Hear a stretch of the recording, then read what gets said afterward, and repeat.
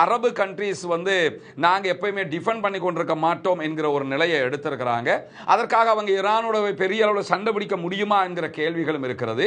ஏன்னா இஸ்ரேல் இத்தனை 2 வருஷமாக காசாவை தாக்கும் போது காசாவுக்கு ஆதரவாக இஸ்ரேலுக்கு எதிராக வாய் திறக்காதவர்கள், இஸ்ரேலுக்கு எதிராக சண்டையில் களமிறங்காதவங்க, இவ்வளவு பெரிய யுத்தத்தில் இதுவரைக்கும் இஸ்ரேலும் அமெரிக்காவும் ஈரானை தாக்கி கொண்டிருக்கிறது.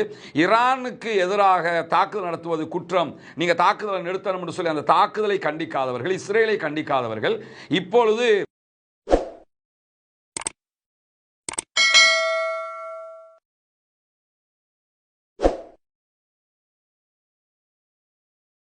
அன்பிற்கினிய சகோதர சகோதரிகளை நம் அனைவர் மீதும் ஏக இறைவனுடைய அமைதியும் கருணையும் உண்டாகட்டுமாக என்கிற உயரிய பிரார்த்தனைகளோடு தொடர்ச்சியாக ஈரான் இஸ்ரேலிய அமெரிக்க யுத்தம் என்பது உச்சகட்டமான ஒரு வாராக மாறியிருக்கிறது. உலகம் முழுவதுமே ஸ்தம்பித்து நிற்கக்கூடிய அளவுக்கு எண்ணெய் ஏற்றுமதியில் மிகப்பெரியதொரு தடங்களாக இந்த யுத்தம் மாறியிருக்கு. இந்த யுத்தத்தில் இதுவரைக்கும் அமெரிக்கா தன்னுடைய வெற்றியை அறிவித்துக் கொள்ள முடியாத நிலையில் இருக்கிறது. அமெரிக்காவுடைய அதிபர் டொனால்ட் ட்ரம்ப் நினைச்ச நேரமெல்லாம் நான் ஜெயிச்சிட்டேன்னு சொல்லி அந்த கப்பை தூக்கிட்டோம்னு சொல்லி ஓடிக்கிட்டு இருக்கிறாரே தவிர உண்மையாகவே அவர்களால் இந்த யுத்தத்தில் இதுவரைக்கும் வெல்ல முடியாத ஒரு சூழல் இருக்கிறது.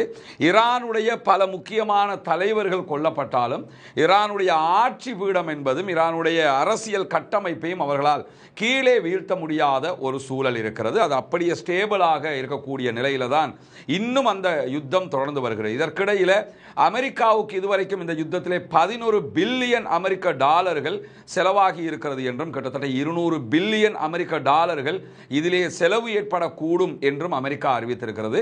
இந்த செலவுகள் எல்லாமே அமெரிக்கா வாங்குற அடியும் அமெரிக்கா ஈரானுக்கு கூடிய அடிகளில் வரக்கூடிய செலவுகள் மாத்திரம்தான். இதை தாண்டி இந்த யுத்தத்தில் ஈரானுக்கு எவ்வளவு செலவு வரப்போகிறது என்பதை ஒருபுறம் வச்சுட்டீங்கன்னாலும் ஜிசிசி கண்ட்ரிஸ் இருக்கிறாங்களா இல்லையா, சவுதி, குவைத், பஹ்ரைன், துபாய், இந்த மாதிரியான நாடுகள் எல்லாவற்றிலும் தற்போது நடத்தப்படுகிற தாக்குதல்கள், அந்த நாடுகளில் இருக்கக்கூடிய அமெரிக்க தளங்கள் மீது நடத்தப்படக்கூடிய தாக்குதல்களால் ஏற்படக்கூடிய விளைவுகளால் வரக்கூடிய செலவுகள் பல ஆயிரம் பில்லியன்களை தாண்டும் என்கிற எச்சரிக்கைகளும் விடுக்கப்படுகிறது. எது எப்படி போனாலும் அரபு நாடுகளுடைய எண்ணெய் ஏற்றுமதி முற்றுமுழுதாக தடுக்கப்பட்டிருக்கிறது. அவருடைய வருமானம் கேள்விக்குள்ளாகி இருக்கிறது. ஒரு அமைதியான பகுதி மத்திய கிழக்கு, துபாய்னா எத்தனை பேர்னாலும் போய் பிசினஸ் பண்ணலாம், எவ்வளவு நாளும் இன்வெஸ்ட் பண்ணலாம், சவுதி அரேபியாவில் எவ்வளவு முதலீடும் பண்ணலாம், ரொம்ப அமைதியான ஒரு பகுதியாக மிடில் ஈஸ்ட் இருக்கிறது என்கிற பிம்பமே உடைத்து நொறுக்கப்பட்டு விட்டது. குறிப்பாக எங்களுக்கு என்ன நடந்தாலும் அமெரிக்கா காப்பான் என்று சொல்லி இருந்த அரபு நாடுகளுக்கு இப்பொழுது அமெரிக்காவால் எதுவும் செய்ய முடியாத ஒரு கையறு நிலைக்கு அவங்க போயிருக்கிறாங்க என்கிற சூழல்கள் எல்லாம் உருவாகி இருக்கிறது. இப்படியான சூழல்ல இதுவரைக்கும் ஈரான், ஜிசிசி நாடுகள் இருக்கக்கூடிய சவுதி உள்ளிட்ட நாடுகள் இருக்கக்கூடிய அமெரிக்காவினுடைய நிலைகள் மீது தாக்குதல்களை நடத்தி வருகிறார்கள். அவர்களுடைய தளங்கள் மீது தாக்குதல்களை நடத்தி வருகிறார்கள். இந்த தாக்குதல்களை தடுக்கிற, எங்க நாட்டின் மேல வரக்கூடிய தாக்குதல்களை தடுக்கிற வேலையை தான் நாங்கள் செஞ்சுக்கிட்டு இருக்கிறோம். நாங்கள் ஈரானோட சண்டைக்கு போகல, ஈரானுக்கும் எங்களுக்கும் சண்டை கிடையாது என்று சொல்லி ஒரு தெளிவான நிலைப்பாட்டில் ஜிசிசி கண்ட்ரிஸ் எல்லாமே இருந்து வந்த காட்சிகளை நம்ம பார்த்திருக்கிறோம். ஆனால் நேற்று புதன்கிழமைக்கு பிறகு அவர்கள் புதன்கிழமை இரவு நடத்திய கூட்டம் அதிகாலை வரைக்கும் அந்த நாடுகளுடைய ஃபாரின் மினிஸ்டர்ஸால் நடத்தப்பட்டது. அதற்கு பிறகு தற்போது ஏற்பட்டிருக்கக்கூடிய ரியாக்ஷனுங்கிறது சற்று வித்தியாசமானதாக இருக்கிறது. ஏன்னா இந்த ஜிசிசி நாடுகள் இருக்கக்கூடிய பல நாடுகள் இஸ்லாம் நாடுகளாக இருக்கிறது. நபிகள் நாயகம் ஸல்லல்லாஹு அலைஹி வஸல்லம் அவர்கள் சொன்னது செய்தது அவற்றை பின்பற்ற வேண்டும் என்கிற தெளிவான நிலைப்பாட்டில் இருக்கக்கூடிய பகுதிகள். இதே நேரத்தில் ஈரானை பொறுத்தவரையில், ஈரானுடைய ப்ராக்சிஸை பொறுத்தவரையில் பெரும்பாலும் அவங்க ஷியா சிந்தனை கொண்டவர்களாக இருக்கிறார்கள்.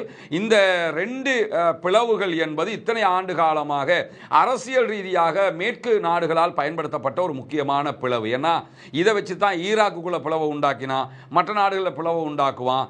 ஷியா சன்னி என்கிற இந்த பிரிவை வைத்துக்கொண்டு நிறைய அரசியல் ஆட்டங்களை எல்லாம் வெஸ்ட் நாடுகள் நடத்தி கொண்டிருந்த நிலையில் இந்த யுத்தத்தில் இதுவரைக்கும் அந்த ஆட்டத்தை அவங்களால ஆட முடியாமல் இருக்கிறது.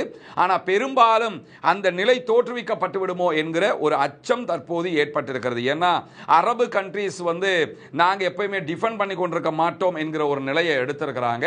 அதற்காக அவங்க ஈரானோட பெரிய அளவில் சண்டை பிடிக்க முடியுமா என்கிற கேள்விகளும் இருக்கிறது. ஏன்னா இஸ்ரேல் இத்தனை 2 வருஷமாக காசாவை தாக்கும் போது காசாவுக்கு ஆதரவாக இஸ்ரேலுக்கு எதிராக வாய் திறக்காதவர்கள், இஸ்ரேலுக்கு எதிராக சண்டையில் களமிறங்காதவங்க, இவ்வளவு பெரிய யுத்தத்தில் இதுவரைக்கும் இஸ்ரேலும் அமெரிக்காவும் ஈரானை தாக்கி கொண்டிருக்கிறது. ஈரானுக்கு எதிராக தாக்குதல் நடத்துவது குற்றம், நீங்க தாக்குதலை நிறுத்தணும் என்று சொல்லி அந்த தாக்குதலை கண்டிக்காதவர்கள், இஸ்ரேலை கண்டிக்காதவர்கள், இப்பொழுது நீங்க எங்க நாடுகள் இருக்கக்கூடிய தளங்கள் மேல தாக்குதல் நடத்துறாங்க. அவங்க நாட்டில் இருக்கிற அமெரிக்காவுடைய தளங்கள் மீது தான் தாக்குதல் நடத்தப்படுகிறது தவிர அந்த நாட்டின் மீது தாக்குதல் நடத்தப்படவில்லை. அப்படி இருந்தாலும் எங்க மேல நீங்க தாக்குதல் நடத்துறீங்க என்று சொல்லி கொதிக்கும் போது அங்க இருக்கக்கூடிய பொதுமக்களுடைய மனோநிலை என்னவாகும் என்கிற கேள்விகள் எழுகிற அதே நேரம் இந்த இரண்டு தரப்பாருக்கும் இடையில் இந்த சண்டை திசை திரும்பமாக இருந்தால் அமெரிக்காவும் இஸ்ரேலும் ஓரமாகிட்டு நீங்களே அடிச்சுக்கிறீங்க, ஷியா சன்னி சண்டை பிடிச்சுக்கிறீங்க என்கிற லெவல்ல இது ஒரு குழப்பத்திலேயே விட்டுட்டு போயிருவாங்க என்கிறதும் வெளிப்படையாக தெரியக்கூடிய நிகழ்வுகள். இப்படியான சூழல்ல தான் நேற்றைய தினம் உலகத்திலேயே மிகப்பெரிய எரிவாயு வயலாக இருக்கக்கூடிய ஈரானுடைய தெற்கு பகுதிகளில் இருந்த எரிவாயு வயல் மேல ஒரு பெரிய தாக்குதலை இஸ்ரேலிய ஆக்கிரமிப்பு ராணுவம் நடந்தது. அந்த தாக்குதலுக்கு எங்களுக்கு தகவல் தெரியல என்று சொல்லி தற்போது அந்த கண்ணாமூச்சி விளையாட்டு அமெரிக்கா விளையாடிக்கிட்டு இருக்காங்க. எங்களுக்கு தெரியாமலே அடிச்சிட்டாங்க, இவங்களுக்கு தெரியாம எதுவுமே செய்ய மாட்டாங்க அவங்க, அதனால எங்களுக்கு இது தெரியலன்னு அமெரிக்க அதிபர் டொனால்ட் ட்ரம்ப் சொல்றாரு. அந்த எரிவாயு வயல் மேல தாக்குதல் நடத்தியதுல அந்த எல்லையை நீங்க எடுத்துக்கிட்டீங்கன்னா ஒரு பக்கம் கத்தர் இருக்கும், மறுபக்கம் ஈரான் இருப்பாங்க. இந்த ரெண்டு நாடுகளுமே பகிர்ந்து கொள்ளுகிற ஒரு பகுதியாகத்தான் அந்த எரிவாயு வயல் இருக்கும். ரெண்டு நாடுகளுமே ஒரே இடத்துல இருந்து தான் எரிவாயுவை எடுத்துக்கிடுவாங்க, எல்என்ஜி எடுப்பாங்க. ஆனா இரண்டு நாடுகளுக்குரிய பங்குகளை பிரித்து வைத்திருக்கிறார்கள். இப்படியான ஒரு சூழல்ல தான் அதன் மீது நடத்தப்பட்ட தாக்குதலை நேற்று கத்தரும் கண்டித்திருந்தது. நீங்க ரெண்டு பேரும் சேர்ந்து தொழில் செய்யறதுனால ஈரான் மேல அட்டாக்குங்கிற விதமாக இல்லாட்டியும் அந்த இடத்தின் மேல நடத்திய தாக்குதலை கண்டிச்சிருந்தாங்க. இப்படியான ஒரு சூழல்ல தான் எங்களுடைய இந்த எரிவாயு வயல் மேல தாக்குதல் நடத்தியதற்காக நாங்க அமெரிக்காவினுடைய அலைன்ஸ்ல இருக்கக்கூடிய அமெரிக்காவினுடைய தொழில்துறையாக இருக்கக்கூடிய எண்ணெய் வயல்கள் மேல தாக்குதல் நடத்துவோம். சவுதி அரேபியா, அதே போன்று துபாய், அதே போன்று கத்தர் ஆகிய நாடுகளில் இருந்த அமெரிக்காவோடு நெருக்கம் காட்டுகிற அமெரிக்காவினுடைய இன்வெஸ்ட்மெண்ட்ல இருக்கக்கூடிய எண்ணெய் வயல்கள், அதே போன்று பெட்ரோல் சுத்திகரிப்பு நிலையங்கள் மேல நாங்கள் தாக்குதல் நடத்துவோம் என்று அறிவித்திருந்தது ஈரான். அதே அடிப்படையில் அவர்கள் தாக்குதலை பலமாக நடத்தி இருக்கிறார்கள். ரியாத் உள்ளிட்ட பல பகுதிகளிலும் தாக்குதல்கள் நடத்தப்பட்டிருக்கிறது. அவங்க சொன்ன மாதிரியே ஏவுகணை அட்டாக்ல பல சேதங்களும் ஏற்பட்டிருக்கக்கூடிய சூழல் தான். தெற்கு ஈராக்ல கடற்படை தளத்தின் மீது ட்ரோன் தாக்குதல்களை நடத்தி இருக்கிறார்கள். தெற்கு ஈராக்ல இருக்கக்கூடிய அமெரிக்காவினுடைய கடற்படை தளம் மீது, குவைத்தினுடைய எல்லையில் இருக்கக்கூடிய உம்முல் கஸ்ர் என்கிற கடற்படை தளத்தில் இருக்கக்கூடிய ஒரு நீர் சுத்திகரிப்பு நிலையத்தின் மீதும் தாக்குதல்கள் நடத்தப்பட்டிருக்கு. இங்க என்ன கவனிக்கணும் கேட்டா, நம்ம நாடுகளுக்கெல்லாம் இந்த கண்ட்ரீஸ்ல நடக்கிற ஈரான் அமெரிக்க இஸ்ரேலிய வார் காரணமாக பெட்ரோல் கிரைசிஸ் தான் நமக்கு ஏற்படுகிறது. நமக்கு பெட்ரோல் இல்லாம கியூல நிக்கிறோம், கியூஆர் கோட் யூஸ் பண்றோம், இந்த மாதிரி பிரச்சனை வரும். அதுக்கு பிறகு எகானமிக் கிரைசிஸ் வருவதற்கு வாய்ப்பு இருக்கிறது. ஆனால் ஜிசிசி கண்ட்ரீஸை பொறுத்தவரை அவங்களுக்கு வரக்கூடிய மிகப்பெரிய கிரைசிஸ் என்னன்னு கேட்டா குடிதன். ஏன்னா ஈரானுடைய உள்நாட்டுக்குள்ள இருந்த ஒரு மிகப்பெரிய சுத்திகரிப்பு நிலையம், கடல் நீரை நன்னீராக்குற சுத்திகரிப்பு நிலையம், 30 கிராமங்களுக்கு தண்ணி கொடுக்கக்கூடிய நிலையத்தின் மீது அமெரிக்கா தாக்குதல் நடத்தியதோட ஈரான் என்ன பண்றாங்கன்னு கேட்டா அரபு கண்ட்ரீஸ்ல இருக்கக்கூடிய இந்த சுத்திகரிப்பு நிலையங்கள் மேல, தண்ணீர் சுத்திகரிப்பு நிலையங்கள் மேல தாக்குதல் நடத்துறாங்க. அந்த அடிப்படையில் குவைத்தில் இந்த தாக்குதல்கள் இன்றைக்கு நடத்தப்பட்டிருக்கிறது.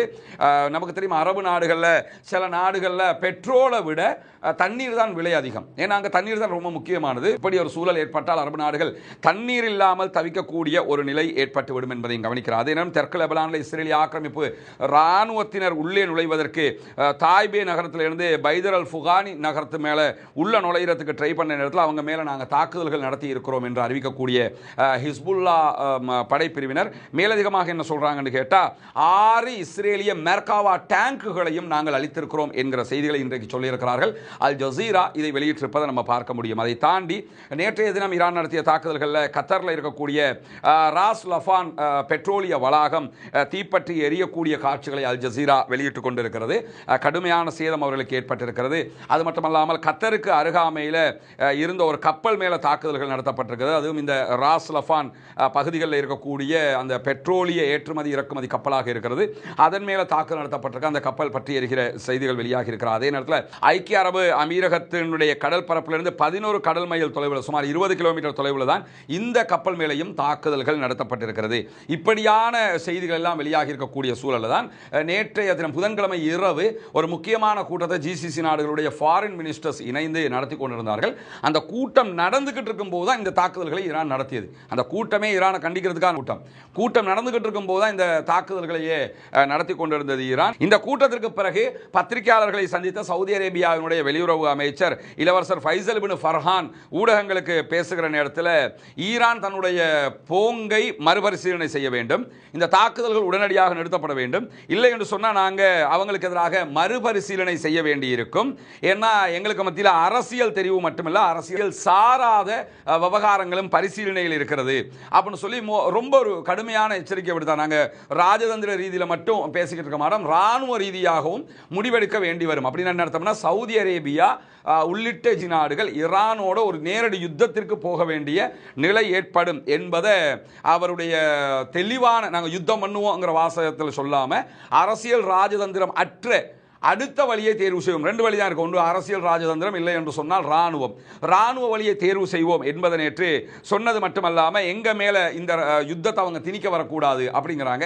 பார்த்தீங்கன்னு சொன்னால் ஈரான் யார் மேலேயும் இந்த யுத்தத்தை திணிக்கல.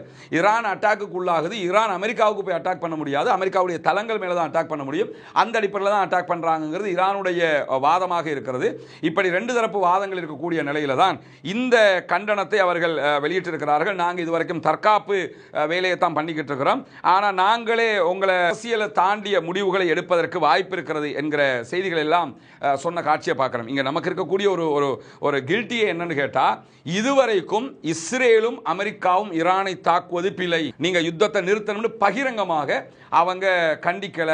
இந்த மாதிரி ஏன் தாக்குதல் நடத்துறீங்க, பொதுமக்களை ஏன் கொள்றீங்கிற மாதிரியான கண்டனங்களை வெளியிடாதவங்க என்ன பண்றாங்கன்னு கேட்டால், நாங்க உங்களுக்கு எதிராக ராணுவ நடவடிக்கை எடுக்க வேண்டி வரும் அப்படிங்கிறாங்க. எதற்காக இந்த மாதிரியான ஒரு நிலைப்பாடு என்கிற கேள்விகள் இருக்கிறது. இதே ராணுவ நிலைப்பாட்டை ஏன் காசா விவகாரத்தில் இஸ்ரேலுக்கு எதிராக எடுக்கல அப்படிங்கிற கேள்வி வரும். சில பேர் என்ன சொல்லுவாங்கன்னா, நீங்க நினைக்கிற மாதிரில ஈரான்காரன் அவன் பெரிய எல்லா நாடுகளையும் ஒரு பெரிய பறந்துபட்ட பாரசீகத்தை உருவாக்குவதுதான் அவனுடைய திட்டம் அப்படிங்கிறாங்க. சரி, அது அவனுடைய திட்டம் என்று வச்சுக்கிருவோம், அது அந்த திட்டம் அவன்கிட்ட இல்லைன்றலாம் நம்ம மறுக்கலாம், கண்டிப்பாக அவன் திட்டம் இருக்கிறது. ஆனால் இதுவரைக்கும் எந்த பகுதியில் அவன் இதுவரைக்கும் கைப்பற்றிருக்காங்கிற ஒரு கேள்வி இருக்கிறது. ஆனால் இஸ்ரேல் பாலஸ்தீனத்தை கைப்பற்றி தான் நாட்டையை உருவாக்கி இருக்கு. இன்னும் பாலஸ்தீனத்தை பிடிச்சிக்கிட்டு இருக்கிறாங்க. இதுவரைக்கும் பாலஸ்தீனத்தில் 40 காசாவில் 49% நிலப்பரப்பு அவங்க கையில் தான் இருக்கு இந்த யுத்தத்துக்கு பிறகு. அதை தாண்டி வெஸ்ட் பேங்க்ல ஒரே தாக்கல் நடத்துறாங்க. வெஸ்ட் பேங்க்ல பல சட்டங்களை போட்டுக்கிறாங்க. இன்ன வரைக்கும் புனிதமிக்க மஸ்ஜிதுல் அக்ஸாவில் தொழுகைக்கான தடை நீடித்துக் கொண்டிருக்கிறது. இப்படியான அழிவுகள் எல்லாம் இருக்கக்கூடிய நேரத்தில் சவுதி அரேபியாவுடைய ரியாது வரைக்கும் கைப்பற்றுவதுதான், கிரேட்டர் இஸ்ரேலை உருவாக்குவதுதான் எங்களுடைய திட்டம் என்கிறார் பெஞ்சமின் நெத்தன்யாகு. அது இஸ்ரேலுடைய திட்டம் கூட. இப்போ என்ன சொல்றாங்கன்னா, நாங்கள் லெபனான்ல கைப்பற்றிருக்க பகுதிகள் எல்லாம் கிரேட்டர் இஸ்ரேலுடைய பகுதிகளாக அறிவிக்கப்படுறோம், அதாவது இஸ்ரேலாக அறிவிக்கப்படுறோம்ங்கறாங்க. சிரியாவில் கைப்பற்றிருக்கிற பகுதிகளை இஸ்ரேலாக அறிவிக்கப்படுறோம்ங்கறாங்க. இந்த இடத்துல அரபு நாடுகளை கைப்பற்றி கொண்டு வருவது யார்? இஸ்ரேல்காரன் கைப்பற்றிக்கிட்டு வரான். கைப்பற்றிக்கிட்டு வர்றவனோட சண்டைக்கு போறதுக்கு யாரும் தயார் இல்லை. தன்னை அடிக்க வந்தவனுக்கு எதிராக சண்டை பிடிக்கிறவனுக்கு நாங்கள் ராணுவ நடவடிக்கை எடுப்போம்ங்கறாங்க. இது எந்த ஊர் நியாயம் என்கிற கேள்விகளும் எழக்கூடிய சூழல்ல தான் சவுதி அரேபியாவுடைய இந்த எச்சரிக்கையை தொடர்ந்து உடனடியாக கத்தார் செயல்பட ஆரம்பித்தது. கத்தார் தன்னுடைய நாட்டின் மீது இந்த எண்ணெய் வயல்கள் மீது தாக்குதல்கள் நடத்தப்பட்ட செய்திகளுக்கு பிறகு உடனடியாக என்ன பண்ணாங்கன்னு சொல்லி சொன்னா, ஒரு கடுமையான தாக்குதல் தொடர்பான கண்டனத்தை வெளியிட்டதோட இங்க இருக்கக்கூடிய ஈரானை சேர்ந்தவர்கள், ஈரான் எங்க நாட்டை ஒரு படுகொலியை நோக்கி இழுத்துக்கிட்டு போகுது, எனவே உடனடியாக கத்தாருக்குள் இருக்கக்கூடிய ஈரானுடைய ராணுவ தூதர், அதே போன்று பாதுகாப்பு தூதர் உள்ளிட்ட ராணுவம் சார்ந்த அத்தனை பேருமே கத்தாரை விட்டு வெளியேற வேண்டும். வித்தின் 24 ஹவர்ஸுக்குள்ள கத்தார்ல இருந்து ஈரானியர்கள் வெளியே போயிடும், அபிஷியல்ஸ் போயிடணும், சாதாரண ஈரானாக்கள் கிடையாது, அபிஷியல்ஸ் வெளியே போயிடணும் அப்படின்னு சொல்லி இன்றைக்கு வெளிப்படையாகவே அவர்கள் அறிவித்திருக்கிறார்கள். இந்த யுத்தத்தை ஈரான் நிறுத்தணும், அதாவது ஜிசிசி கண்ட்ரிஸ் மீதான தாக்குதல்களை நிறுத்தணும் என்று சொல்லி கிட்டத்தட்ட 12 நாடுகள் ஈரானை வலியுறுத்தி இருக்கிறார். எங்க நாடுகள் மேல நடத்துகிற தாக்குதலை நிறுத்துங்க என்று சொல்லி இதில் சொல்றாங்க. அமெரிக்கா மேல நடத்துகிற தாக்குதலை நிறுத்துங்கன்னு சொல்லல, எங்க நாடுகள் மீதான தாக்குதலை நிறுத்துங்கனாலே அமெரிக்காவுடைய போர்ட்டுகளுக்கு அடிக்காதீங்கன்னு தான் அர்த்தம். தெளிவா விளங்கிருங்க. தெளிவாக தானே சொல்றாங்க. நாடு மேல தாக்குதல் நடத்த வேணாம்னு அவன் சொல்லுவான் தான் சொல்லி சில பேர் விளக்கம் சொல்லுவாங்க. அவங்க நாடு மேல தாக்குதல் நடத்த வேணாம்னா அவங்க நாட்டுக்குள்ள தாக்குதல் நடத்தவே இல்லை.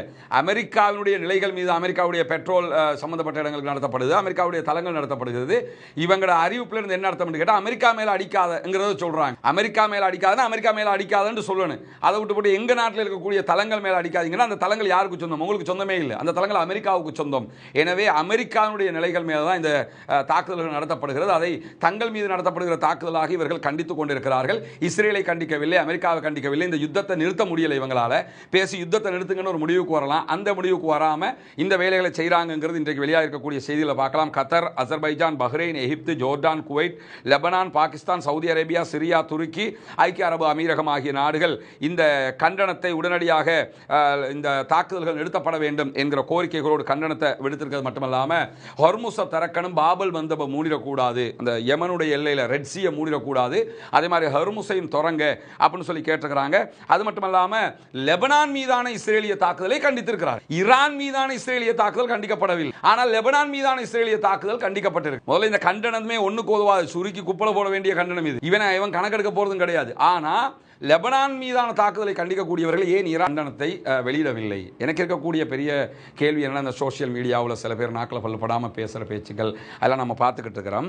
ஈரானியர்கள் ஷியாக்காரனாக இருக்கட்டும், யாராக அவங்க மனிதர்கள் இல்லையா? இன்னைக்கு ரஷ்யா உக்ரைனில் பெரிய தாக்குதல்களை நடத்தி கொண்டிருக்கிறது. உக்ரைனிய மக்கள் கொல்லப்படுவதை நாம் ரசிக்க முடியுமா? ரஷ்யா நடத்துது. ரஷ்யா கொஞ்சம் ஃபேவரான நாடு, காசாவுக்கு ஆதரவாக நாடு, ஈரானுக்கு ஆதரவாக நிற்கிற நாடு. அதனால உக்ரைனில் கொல்லப்படுறவன் கொல்லப்படட்டும் என்கிற நிலையை நம்ம எடுக்க முடியுமா? அதே மாதிரி சோமாலியாவில் சாகிறவன் சாகட்டும் என்கிற நிலை எடுக்க முடியுமா? யாரு செத்தாலும் அது உயிருங்கிற நிலையை எடுக்கக்கூடாது. நன்றாக புரிந்து கொள். ஒரு உயிர் அது மதம், குலம் இதெல்லாம் அதில் பார்க்க முடியாதுல்ல, பார்க்கவும் கூடாது. அதை பார்ப்பவன் எப்படி மனிதனாக இருக்க முடியும்? ஒரு உயிரை வாழ வைத்தவன் முழு மனித சமூகத்தையும் வாழ வைத்தவன் ஆவான். ஒரு உயிரை கொன்றவன் முழு மனித சமூகத்தையும் கொன்றவன் ஆவான் என்று உயிரை வைத்துத்தான் இந்த விவகாரத்தை குர்ஆனே பேசுகிறது. எனவே ஒரு உயிரை கொள்வதை தடுக்க வேண்டும். அது லெபனான்ல கொல்லப்பட்டாலும் கொலைதான், காசாவில் கொல்லப்பட்டாலும் கொலைதான், ஈரான்ல கொல்லப்பட்டாலும் கொலைதான் என்பதை புரிந்து கொள்ளுங்கள். லெபனான் மீது இஸ்ரேல் நடத்துகிற தாக்குதல்கள் தொடர்பான கண்டனம் இருக்கிறது. ஆனால் ஈரானுக்குள்ள 1400 பேர் கொல்லப்பட்டிருக்கிறாங்க, 200 குழந்தைகள் கொல்லப்பட்டிருக்குது. அந்த கண்டனங்கள், குழந்தைகள் கொல்லப்பட்ட நேரத்தில் கண்டனம், குழந்தைகளை கொண்டது கண்டனம் வந்தது. ஆனால் ஈரான் மீது தாக்குதல் நடத்துவதே கண்டனத்துக்குரியது என்கிற செய்திகளை சொல்லல. இது அரசியல், பூகோள அரசியல்ல அமெரிக்கா பக்கம் நின்று கொண்டு அவங்க யோசிச்சுக்கிட்டே இருக்கிறாங்க.